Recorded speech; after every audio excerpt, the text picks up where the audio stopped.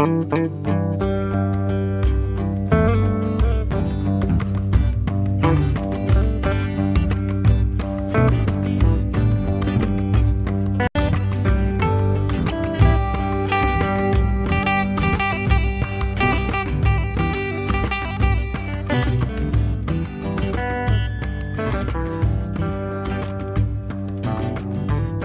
producteurs de riz sur tout le continent travaillent dur pour obtenir chaque année une bonne culture.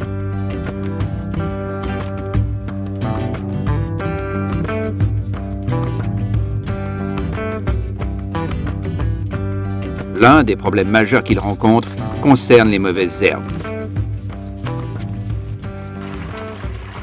Les mauvaises herbes rendent la préparation du sol difficile. Les mauvaises herbes retirent également l'eau et les nutriments du sol qui devraient être bénéfiques pour les plantes, ce qui réduit le rendement. Un bon contrôle des mauvaises herbes peut augmenter le rendement de 50%. C'est donc important d'y accorder une attention particulière. Dans ce module, nous allons apprendre comment contrôler effectivement les mauvaises herbes. Nous traitons surtout la culture du riz dans les bas-fonds et dans les systèmes irrigués, mais certains principes peuvent être aussi appliqués pour le riz du plateau.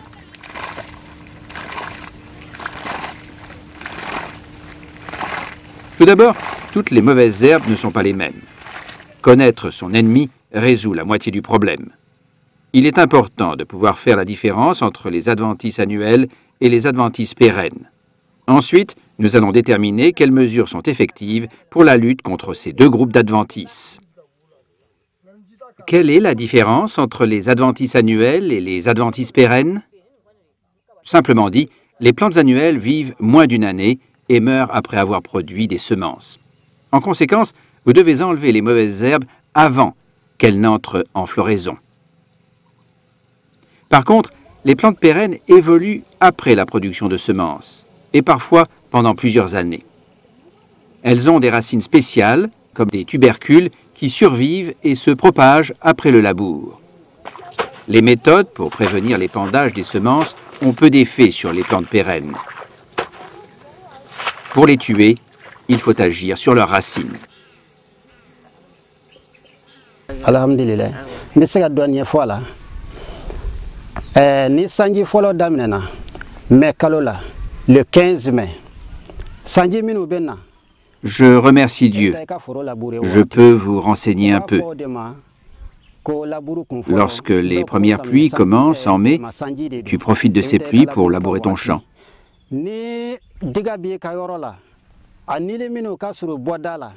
Si tu as un diga sur ta parcelle, ces racines peu profondes seront exposées au soleil par le labour. Ce n'est pas tout. Tu prends ensuite la petite houe pour casser les mottes de terre et extirper les racines que tu mettras en tas. Il y a des gens qui ramassent les racines dans des paniers pour les jeter plus loin et d'autres le mettent en tas. Après 2 semaines de séchage au soleil, ils brûlent les tas qui servent aussi de fumure organique. Ceci est un moyen pour lutter contre diga dans la plaine.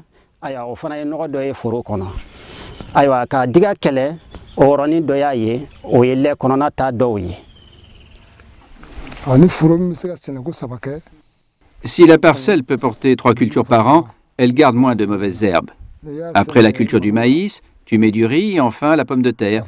Si tu reprends ce cycle sur 2 ou 3 ans et même sur plusieurs années, tu parviens à contrôler les mauvaises herbes pérennes comme le diga.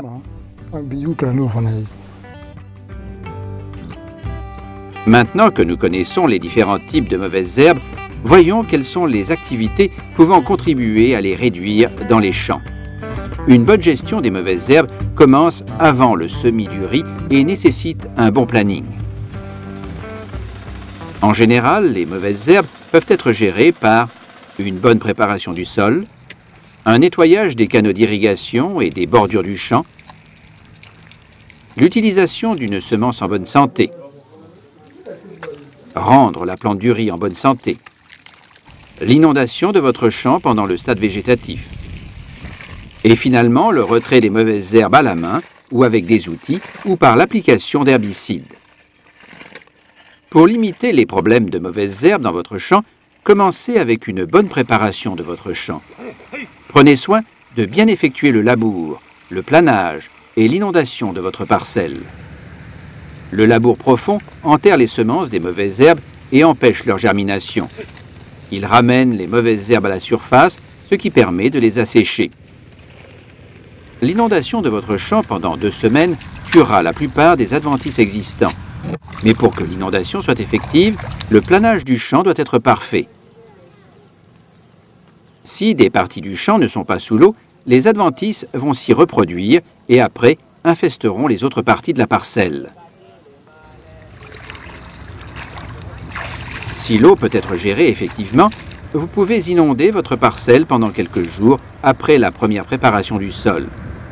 Après le drainage, et une fois que les jeunes adventices se développent, vous pouvez labourer et re-inonder votre parcelle une deuxième fois et tuer les mauvaises herbes avant de semer votre riz.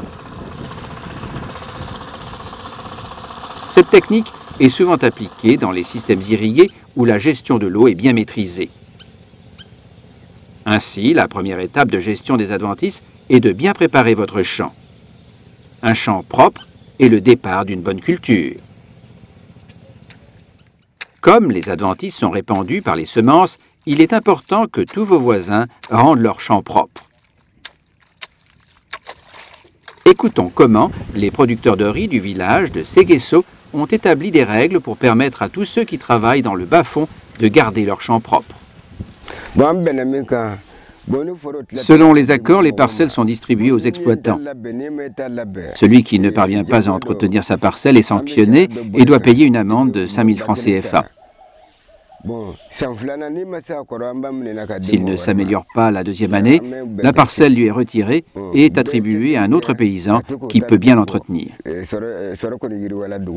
Tous les exploitants s'investissent maintenant pour bien entretenir leur parcelle. À cause de ce travail, la production a augmenté dans le village. À cause des accords, beaucoup se sont améliorés dans la riziculture. Tout le monde sait que si la parcelle est mal entretenue, sa production ne pourra pas atteindre celle de la parcelle qui a été bien entretenue. Personne ne veut rester à la traîne.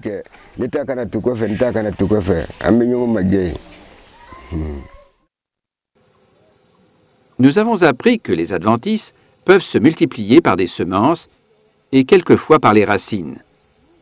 Nous avons aussi vu comment nous pouvons réduire les adventices par une préparation propre et à temps du sol. Pour la même raison, il est important de nettoyer les canaux d'irrigation et les alentours des champs pour empêcher que des semences d'adventices entrent dans les champs par l'eau d'irrigation ou par le vent. Idéalement, dégagez les canaux d'irrigation d'abord avant d'utiliser l'eau pour l'inondation de votre champ. En le faisant, les semences qui étaient dans le canal n'entreront pas dans votre champ. Donc, les semences d'adventices proviennent de sources variées. Mais avez-vous imaginé qu'il est possible de semer des adventices avec les semences de riz? En conséquence, il faut toujours utiliser des semences saines qui ne contiennent pas de semences d'adventices. Utilisez des semences saines qui ont été récoltées, séchées et stockées proprement, car cela garantira une bonne germination. Des semences de qualité donnent aussi des plantes fortes qui peuvent rivaliser avec les adventices.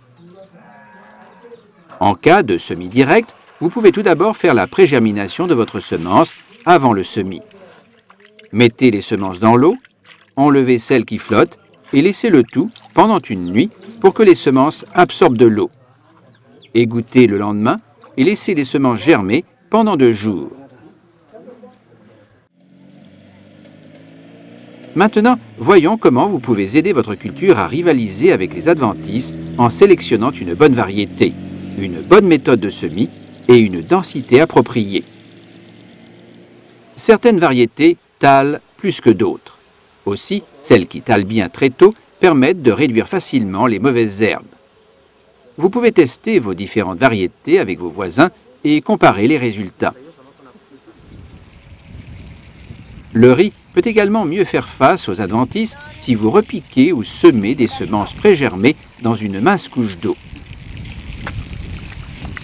Repiquer de jeunes plantules âgées de 2 semaines donne au riz un avantage considérable contre les mauvaises herbes. Si vous êtes obligé de faire un semis direct, veillez à pré-germiner vos semences. Dans les deux cas, la couche d'eau réduira l'émergence des adventices et renforcera l'avantage du riz dans sa compétition avec les mauvaises herbes.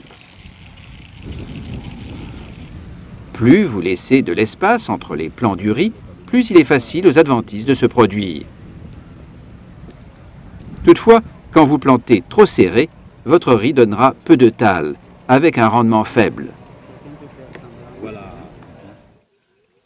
Dans les bas-fonds, l'intervalle entre les plants peut être aussi faible que 15 cm.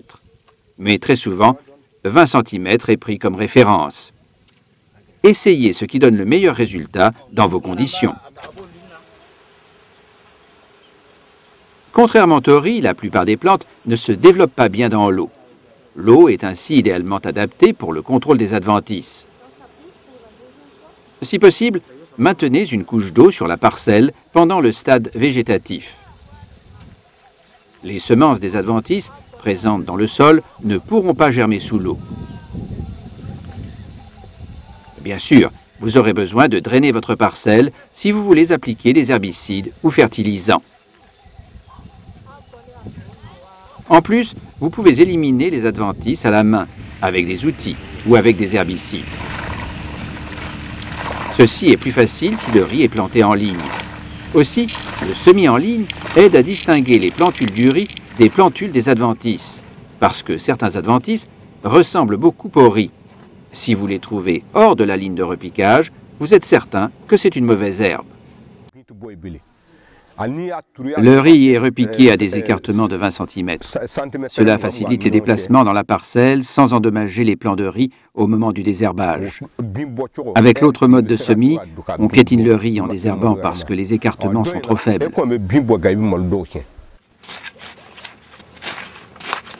Le moment du désherbage est très important. Les mauvaises herbes sont plus nuisibles au cours des premières 6 semaines de la culture du riz. S'il s'agit de semis direct, désherbez la première fois après 3 semaines, donc quand la plante du riz aura 4 feuilles.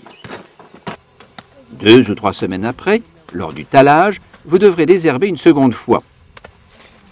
Si le riz est repiqué, vous avez seulement besoin de désherber une fois au début du tallage du riz. Rappelez-vous que la phase du tallage est la meilleure période pour appliquer l'azote, afin d'augmenter le nombre de tales et améliorer le rendement. Au moment de l'application d'engrais, il ne devrait pas y avoir de mauvaises herbes sur le champ pour éviter de fertiliser les mauvaises herbes. 15 jours après le repiquage, tu procèdes au désherbage et à l'application d'engrais qu'on appelle niébé. Si tu apportes le niébé, le riz tale. Le désherbage manuel présente beaucoup d'avantages. Sur le champ désherbé, tous les apports d'engrais profitent directement et seulement au riz. Le riz, en l'absence de concurrence, se développe bien et produit plus et de qualité. Le désherbage est aussi possible en utilisant des herbicides. Ce sont des produits chimiques qui peuvent tuer les mauvaises herbes. Les herbicides devraient être utilisés avec grande prudence, car ils sont toxiques et peuvent endommager votre santé, votre culture et l'environnement. Plusieurs types d'herbicides existent et ils ne sont pas tous adaptés au contrôle des mauvaises herbes dans une rizière. Lorsque vous décidez d'utiliser un herbicide, identifiez l'adventice qui vous cause le plus de problèmes et ensuite consultez votre marchand qui pourra vous indiquer le produit approprié. Consultez aussi votre agent de vulgarisation. Rappelez-vous que les herbicides doivent être appliqués proprement et efficacement. Suivez strictement les règles d'utilisation qui se trouvent sur la bouteille.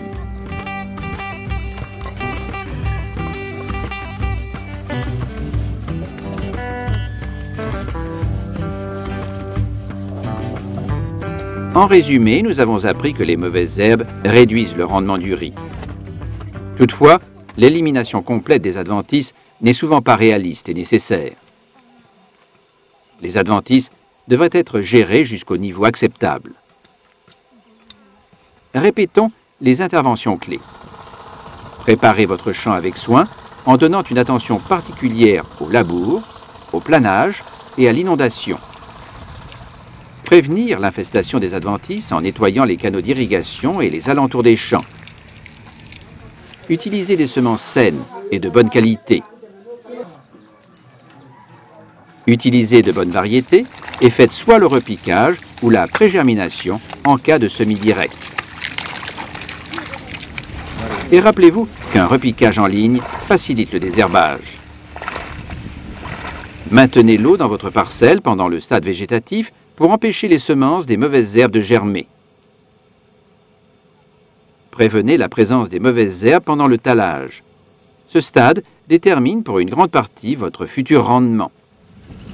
Et finalement, empêchez les adventices de produire des semences pour limiter les adventices au niveau de la campagne suivante.